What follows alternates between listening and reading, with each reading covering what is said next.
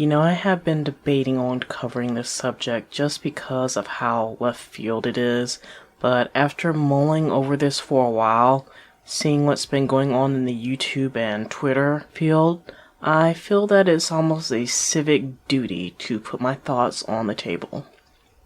There's something to take away from this regardless as to if you're talking about comics, books, video games, hell, any type of fandom that can be affected by this series of events.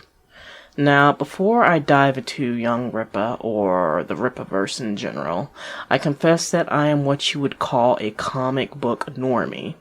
I was born in the late 80s. I grew up with shows like X-Men the Animated Series, Batman the Animated Series, the little stints that Toonami ran when they got a hold of Justice League and Teen Titans, not that garbage Teen Titans Go, and I did consume the few movies in the early 2000s.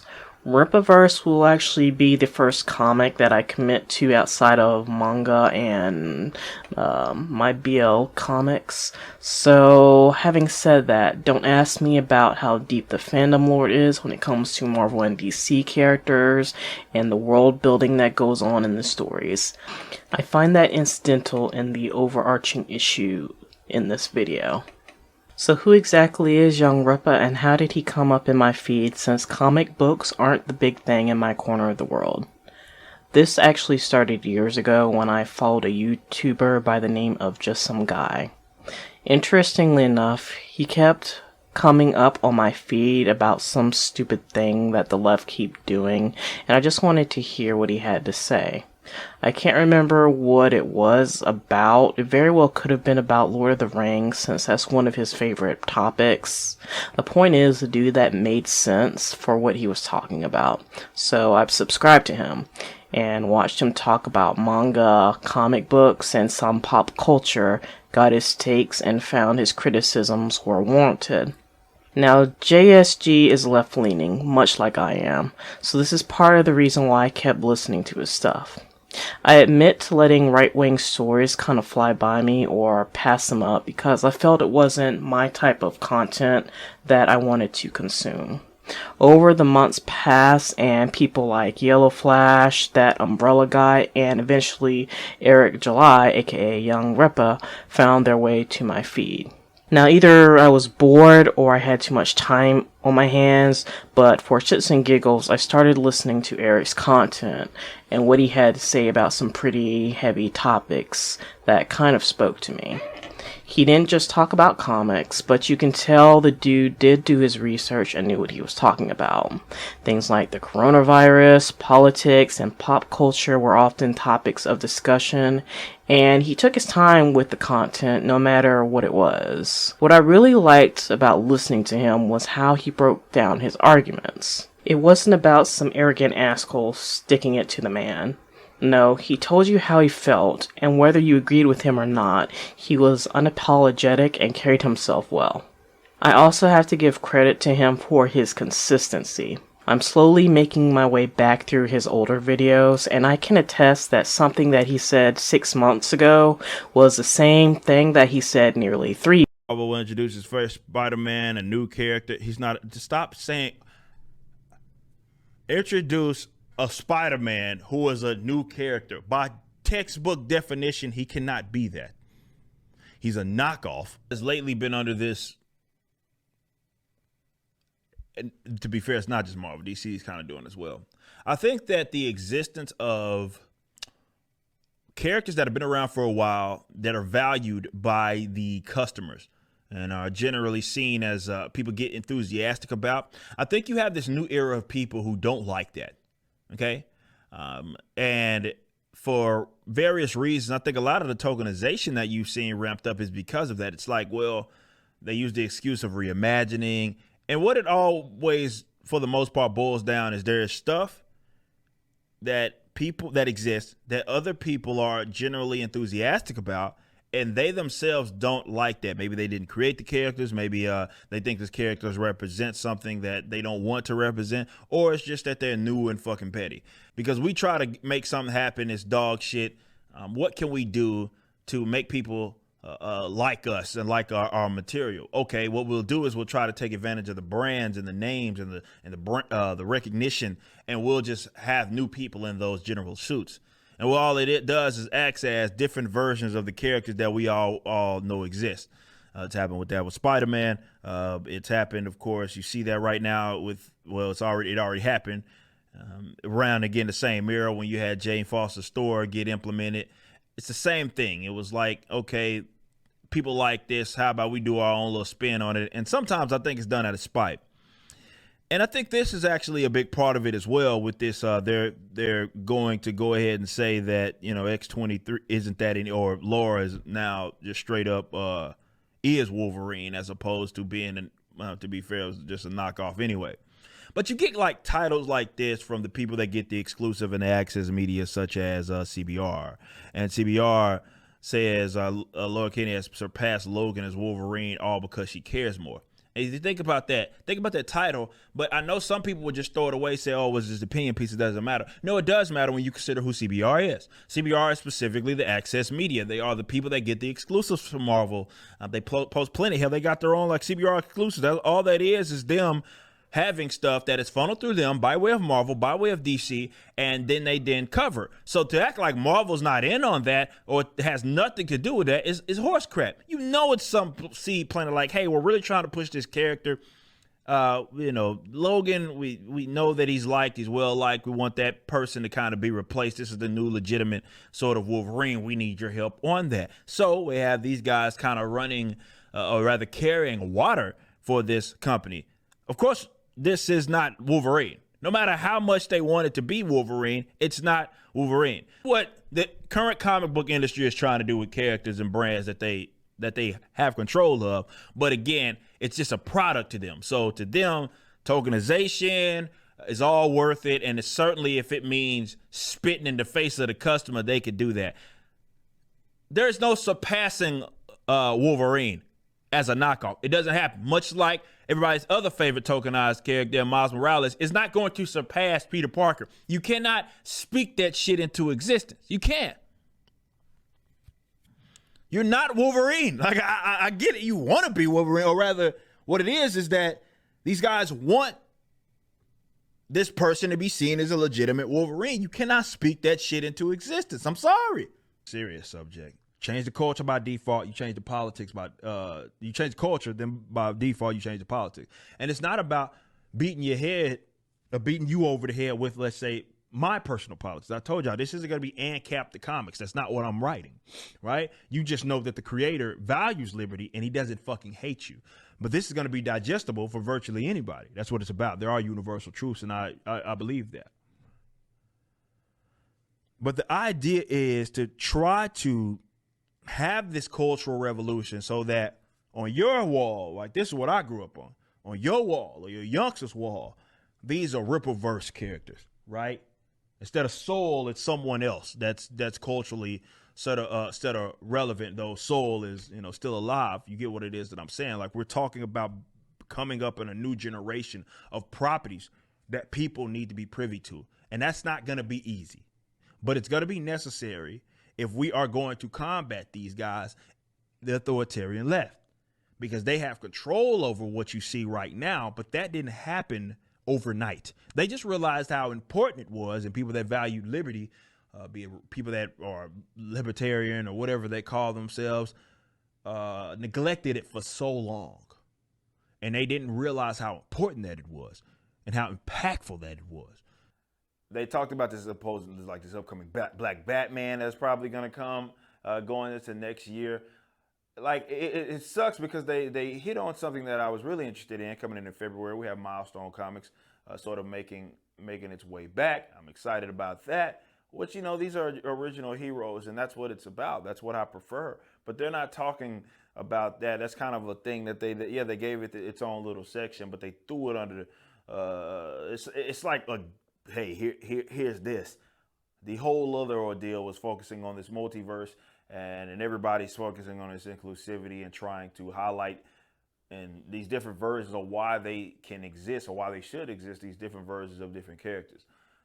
And as I've mentioned in 75 videos about tokenism is what I call it. And what I mean by that is like, you take a character that's been historically and generally white, often white males, straight white males, they change them, right, to something else. They gender swap, race swap, be it in a live action depiction, which is where you see a lot of that, but it also happens in the comic books now. Hell, if anything, because of the game, the Suicide Squad game, Deadshot is black there as well. We know we just saw that in Will Smith.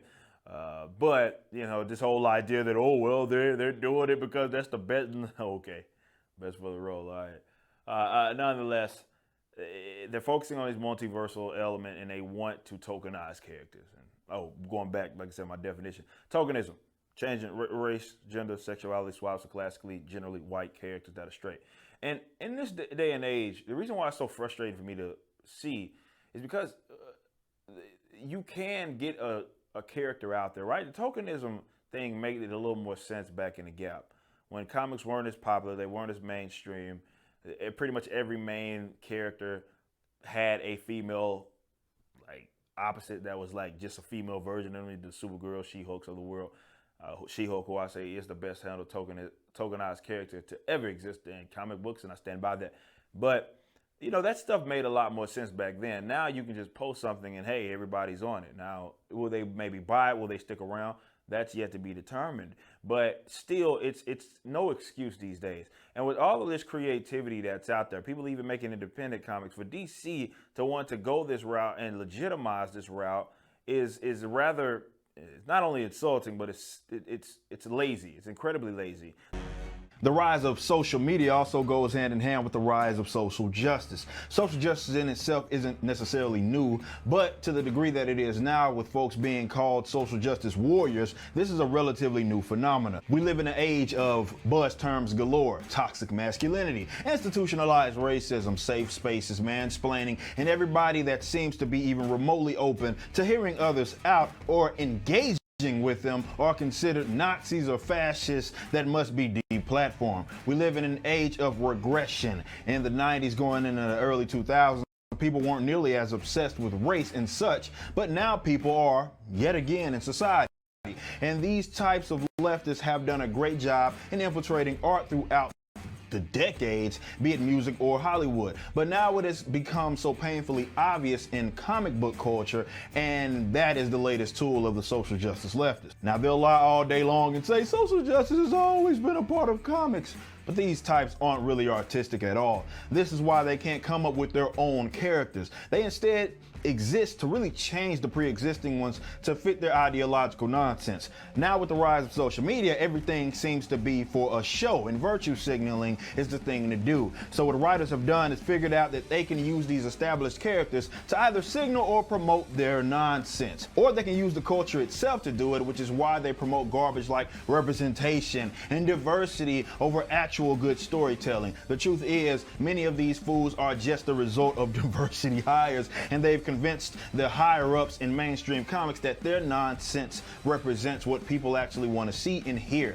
Yet it is obviously that this does not work. Most social justice warriors only do things for show. They don't actually buy comics. And then, as far as the actual material though, this is what separates a good writer from a terribly bad, like SJW writer, I guess. A good writer takes the legacy of established heroes that they of course did not create, and they can write these interesting stories that fit the actual character. What the SJWs do instead, though, is just use the character or the story surrounding the character as a platform to promote their nonsense. It's their canvas, making the theme feel like that of the character is something that is placed on the back burner. It's secondary. And this is so obvious when you consider like the dialogue. What separates previous like X-Men writers is that they could handle like current issues or social conflicts without having to be so on the nose. They didn't need to use dialogue or anything and really get you thinking about what this may represent. Plus, there were always multiple interpretations of it. But with some of the current writers, they actually need to tell you, right? They have to fit in their social ideals in the dialogue, no matter if it's out of place, random, or it makes any sort of sense.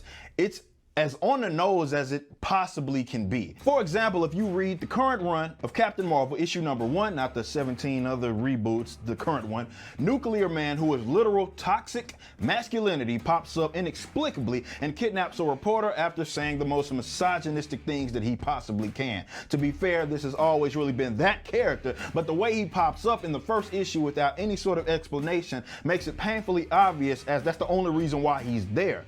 And after he kidnaps the reporter, Danvers literally says, "I am not losing her to a 7-foot misogynist." Apparently, if it was a 5-foot non-misogynist, kidnapping is permissible. But again, instead of just showing you this, Kelly Thompson, the writer, literally put it in a damn speech bubble. The same writer, Kelly Thompson, wrote the now canceled West Coast Avengers. In issue number 9, there's this scene where Gwenpool, tokenized Deadpool, is talking to this black chick who looks like the stereotypical blue-haired SJW with fishnets and these boots on. But in the dialogue, she literally states that because she is a black female, a surfing champion with a successful small business, that makes her a superhero.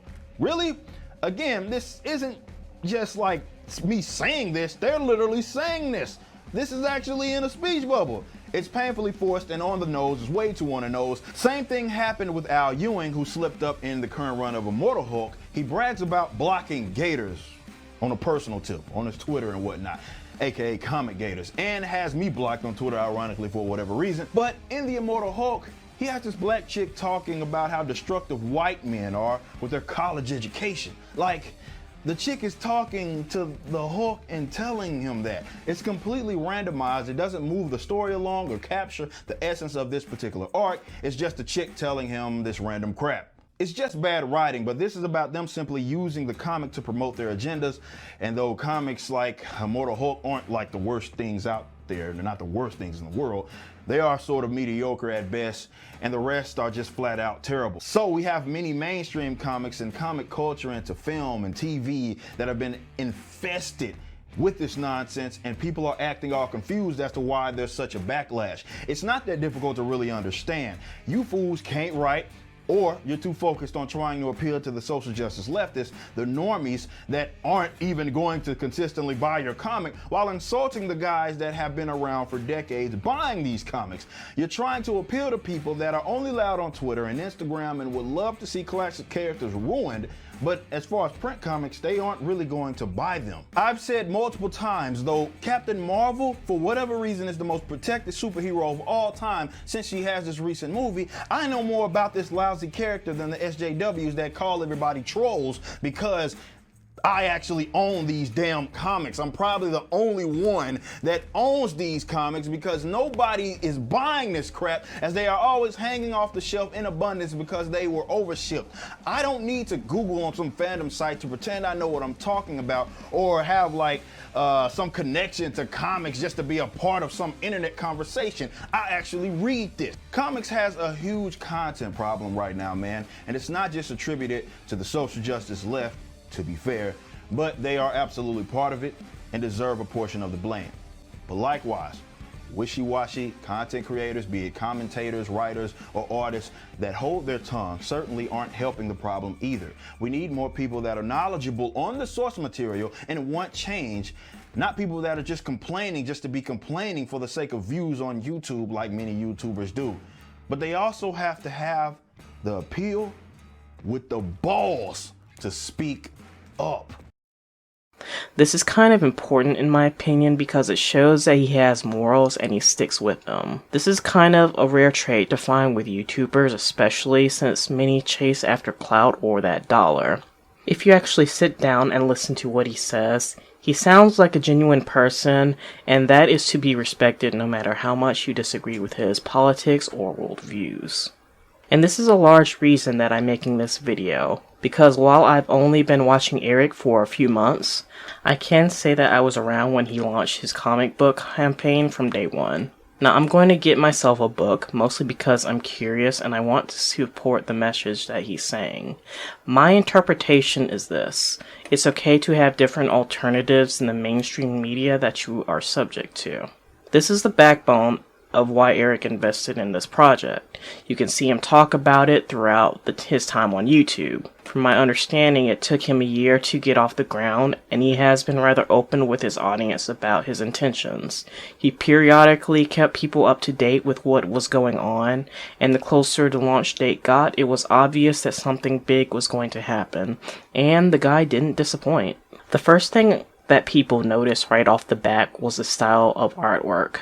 Because I've been following JSG, I knew that the criticisms that many of the comic book sphere had was when it came to a reduction of the quality, not only in the terms of art, but the storytelling and overall continuity structure. These are things that even I am critical of if you've ever seen me tear apart the Home series. For me, I can forgive the artwork because the story is actually the most important thing, especially in a comic.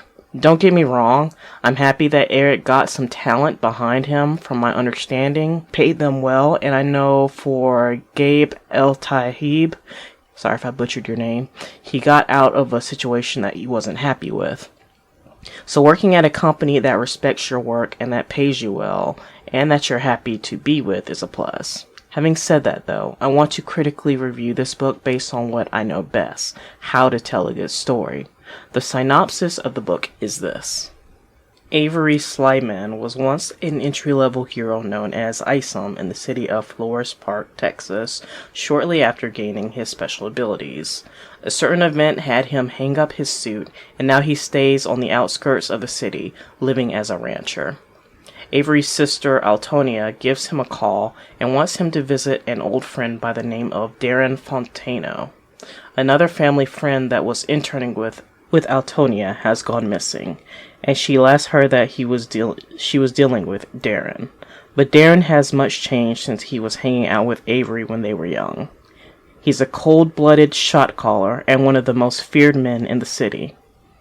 The visit turns into one of the longest days in Avery's life. Around these parts, people call special beings excerpts, and unfortunately for Avery, he has the luxury of running into some of them. The Alpha Core and YAIRA have their own set of conflicts. A man built like a tank by the name of Satuan reappears, and he's had previous confrontations with Avery. So what happens with Avery and Darren's meeting? Who and where the family friend? Just grab ISOM 1, Ill-Advised Part 1, and find out for yourself. So, a couple of things off the bat that I've gathered. Superheroes seem to be known. There are probably different tiers of heroes as seen in One Punch Man. If this is true, it makes me ponder if YAIRA and the Alpha Core hold a higher status than Avery or ISOM. YAIRA and ISOM don't appear to be friendly towards each other. This is purely based on the body language of Cover B, but I do think that we will see a rivalry between them, which will prove to be interesting. Darren Fontano gives off a lot of mobster vibes. It makes me question just how the history between ISOM and Darren will unfold. I don't want to say it will be typical of friends to enemy thing, but I can't help but feel that Darren will have a lot more layers to explain why he has changed since he knew Avery back in the day. I want to know who the fuck Satuan is, and if he's part of the reason Avery hung up his hero cape back in the past. And all the hook to the story is alright. I think Eric might want to consider adding a bit more oomph to get the readers pumped. This is the first issue after all. You gotta sell it not just to move the product, but just to get people invested. I'm not going to say the plot blows me out of the water, but there is enough there to leave questions being posed to the reader that makes me want to invest in it. Expect me to order my book in August, and I will probably end up receiving it either at the beginning or mid-September, probably late this September at the latest. If you want in on it, the campaign is still going on. Pick up your copy and support the team for good storytellers. But wait, the story hasn't come out yet. How do you know it's good? Well, this comes down to what Eric has been saying for a while. It makes little sense for him to make the same mistakes Marvel and DC have been doing over the past couple of years. It would make him a bit of a hypocrite and surely ensure that whatever world the Rippaverse is trying to build will fall flat. You also have to understand that he's an artist. he is his own in his own band, so I'm going to be under the impression that he knows how to cater to an audience. Eric's writing might not be token level, but I do trust in his abilities, which is more than I can say about whoever keeps putting out Marvel or DC movies. So yes, the writing is unknown, but we have a month to find out how good or bad it is. So now that I've hit on what the Rippaverse is, one thing I did want to catalog was the way that the campaign has been taken on social media. Now, the only area that I have some imprint on is on Twitter. I have to say that what I've seen and continue to see from regular folks, supposed comic book lovers, indies creators, and large sites as a whole has been very eye-opening. For the longest time, Eric warned that there would be slimy people that would do everything that they could to tear him down. I do admit that I think he was over-exaggerating. I didn't think that it would be that bad, but holy shit was I wrong on so many fronts. As I said, I'm left-leaning, so I expected the detractors to be stereotypical lunatics that screamed X-phobic and Xist terms. What I expected were those people to be of conservative viewpoints, and what I got was just the opposite. If I'm completely honest with you, as I record this, I don't believe I've yet to see a blatantly conservative entity or person talk shit about Eric. It has been almost exclusively accounts that have pronouns in their description, BLM slogans, LGBTQ plus community flags, or just flat out accounts that have less than 30 followers, or maybe even haven't been on the site for less than a year, which very well might be bot accounts. I think one of the more egregious slights against Eric was when there was a GIF caption someone took that says, "Up yours," in hard word ER. And yes, we're talking about that word. And while the account that said it is now rightfully suspended/deleted, it goes to show you just how toxic the vitriol towards the campaign and Eric is. I'd like to show a few more to know just how widespread this problem is. This isn't me cherry picking, by the way. This is me simply following Eric, his tweets, and some of the quotes that were said to him when the campaign launched. I'm not blurring the names of these jackasses because honestly, if they were ballsy enough to say this to Eric in a tweet, then they need to be put on blast. I've not edited anything anyone has said, and it's just been screenshots that have been pasted in there its entirety. What I admire about Eric is how he has just shut down his detractors in pretty much minutes. And he does it without even getting into shouting matches with them. Most of the time, it's just asking them to explain themselves, or where they got that information from, or point out when he said X, Y, or Z. Of course, none of them can, which not only makes them look like complete dumbasses, but exposes them for Eric, as he says, punching air mentality.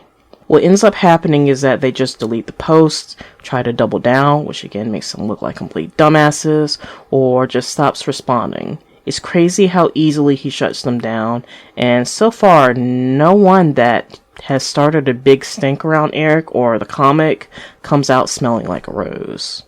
These are just the ones that I've had to screenshot on a whim, but behind that, there are other far-reaching events that have happened, and we barely have gotten through a week in Eric's campaign.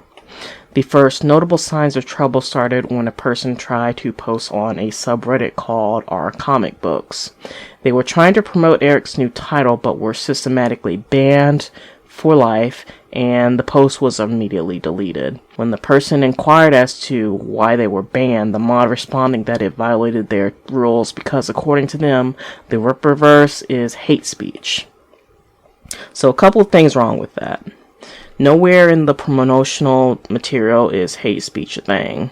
In fact, political narratives are one of the creeds in his own video. He doesn't want that in his comics. And this is part of the issue with mainstream media. It used to be that you can agree to disagree. Didn't mean that you had to kiss anyone's ass or act like they were your best friend, but at the very least, just an acknowledgement of being a human being with different values. And I think this is something that the left needs to work on, because it seems that if you disagree with them, you're automatically branded as an X-phobic or an Xist, and this needs to stop. Those phobics and isms that have been cheapened down to, being, if you don't agree with me, you are X-term.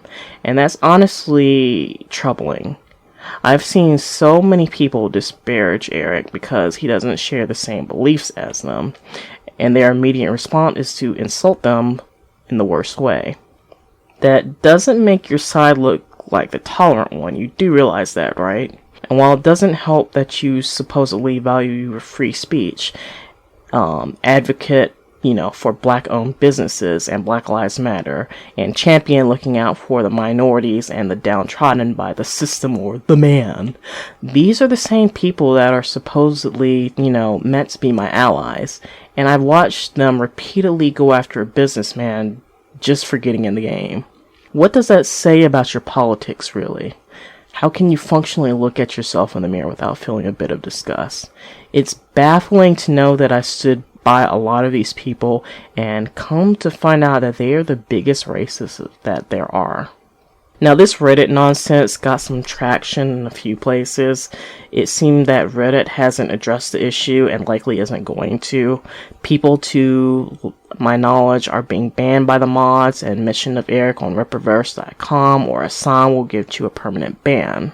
The next big thing that happened was when Fox News picked up the story, since mainstream media was suspiciously absent on covering the news of Eric's campaign, especially when he hit the first millionth mark.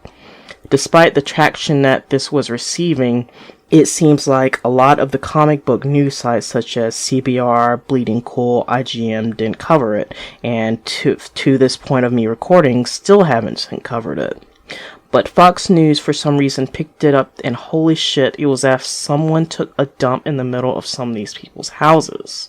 I think the biggest issue with the site was how Fox News stated that this comic was non-woke. And that's not to be confused with anti-woke, since that seems to imply that there is this anti-LGBTQ plus movement, which isn't the point of what Eric is doing.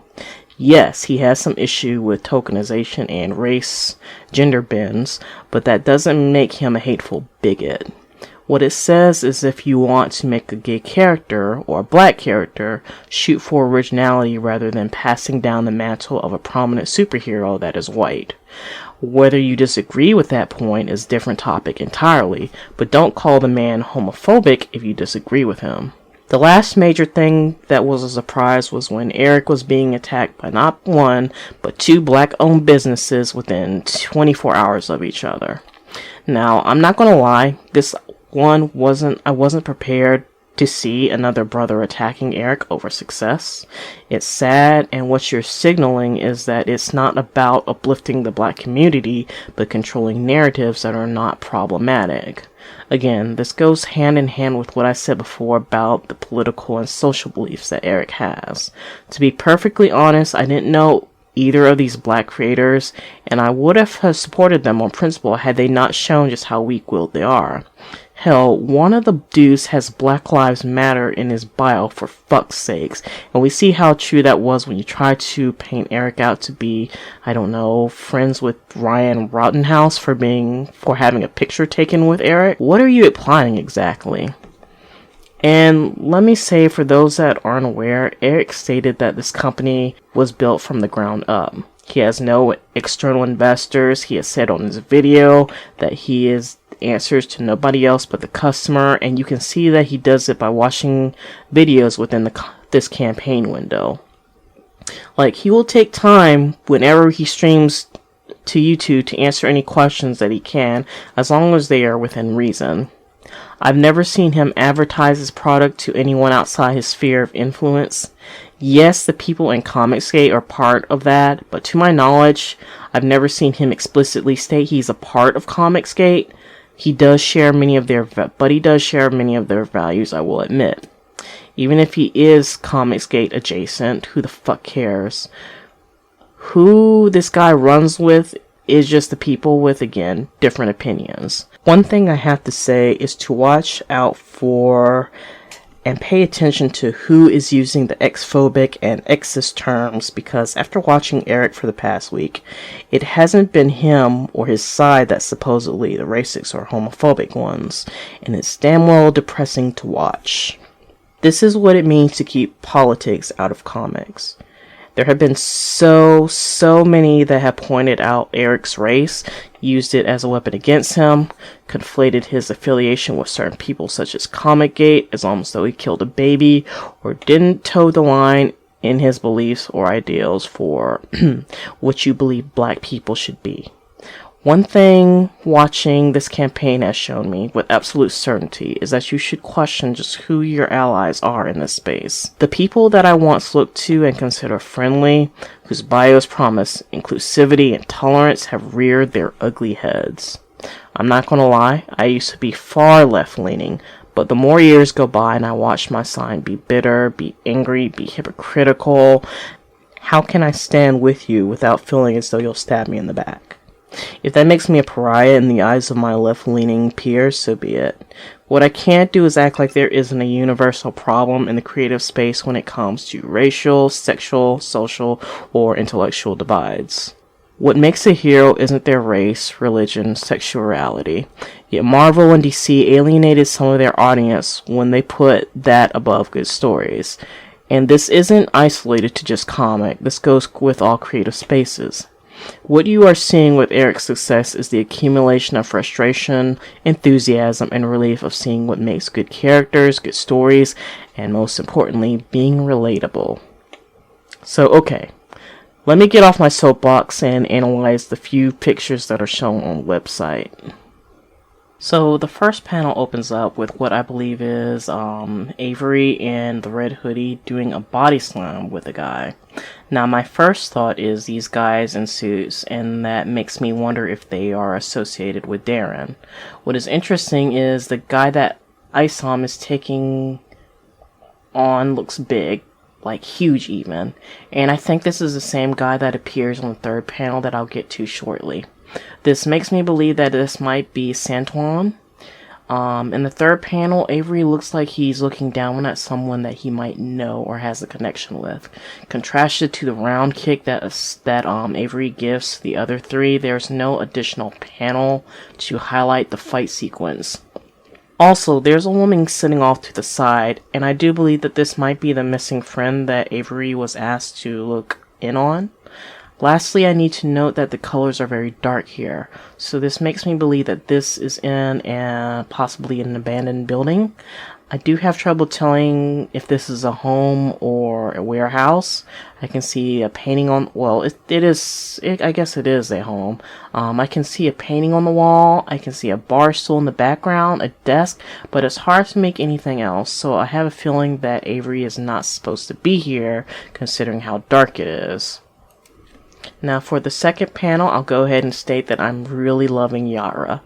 I didn't know that much about her, but she's got the look and feel of a powerful woman. And guess what? No side-shaved head, and she's got all the curves in the right places. You can tell just by looking at her she's a damn woman.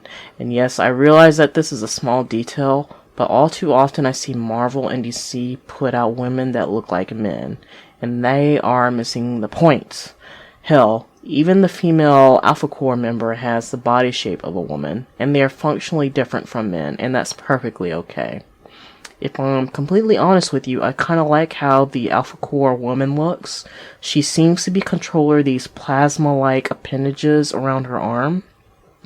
I noticed that she has tubes coming from her shoulders, which kind of makes me wonder if the plasma appendages are augmentations or actual fluids pumping through her body make her give her more superhuman qualities. From the first to the second panel, it appears as though YAIRA knocked the shit out of the Alpha Core woman, and the Alpha Core dude either stopped the knockback or softened the blow. What I can't figure out is the detail with the green line on panel 2. Is that YAIRA disappearing off into the sunset? Maybe some pollution made from the Alpha Core using their powers? The helmet guy seems to be coming to the aid of the Alpha Core male and female, so I don't think that line was made by him. In the last panel, we have all three protagonists, Alpha Core members, staring down at someone, and I have a feeling that it's YAIRA. Whoever these guys are, they don't seem friendly towards our lovely lady, and it makes me wonder just what role they will play in the future story. I mentioned that in the first panel we were introduced to a pretty heavy guy, and his body shape seems to be consistent with what is displayed in the third panel. I could be wrong, but this could be the character called Santuan. This dude is massive and easily towers over Avery, which makes me believe that they very well could have a history together when it comes to hand-to-hand combat. Now, it's hard to tell if this is an actual fight or just training with how the characters are clothed. They're both in casual wear, so the shot seems to be a dynamic pose or a final blow or a coup de grace. It's kind of hard to tell. So I looked at the poster of ISOM, and here we have a good image of Avery in his ISOM makeup. Now, the color scheme and general design are simple, and I appreciate that. The guy's cut like a brick, and I wonder if the kickboxing or body slam scene that was shown hints that he works out or is affiliated with mixed martial art discipline, or if he's affiliated with the police or military enforcement. One thing that stuck out to me was a cross along his abdomen.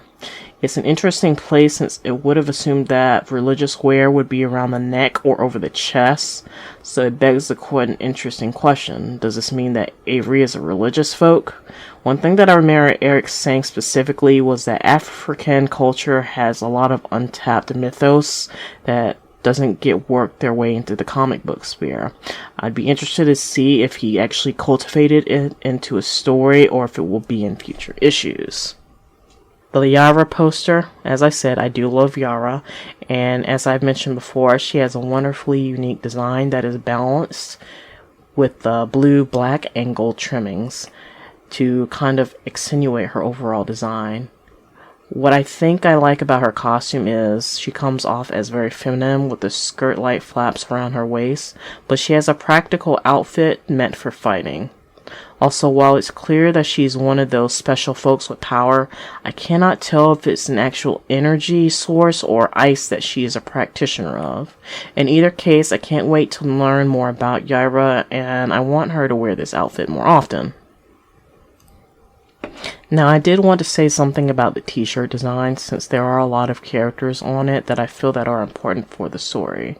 For this campaign, there are 11 cards that have characters that I assume that are featured in ISOM issue 1, and I'm going to pick up those cards because I want more information on the waifu YAIRA, but also other featured character on this page, and that's a Viking looking guy with the red dreadlocks and mustache.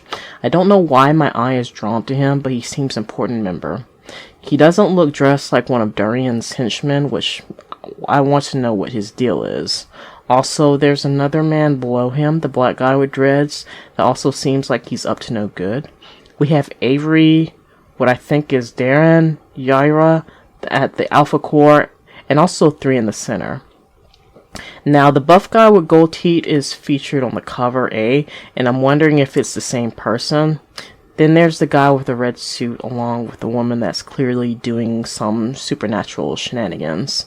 These 3 could be more special folk with power, but I'm curious as to where they fit into the story and if they're a part of the Alpha Core, YAIRA knows them, or if they're their own thing. I'm actually going to be disappointed since I'll probably be missing out on cover A, since it appears to be the more aesthetically pleasing out of all the 3 covers that have been revealed so far. There is a lot happening within the background, and that makes you wonder just who all these characters are being shown. Let me start with the background pictures to give you my thoughts about it. We start in the upper left-handed corner, which I believe is Avery doing some training.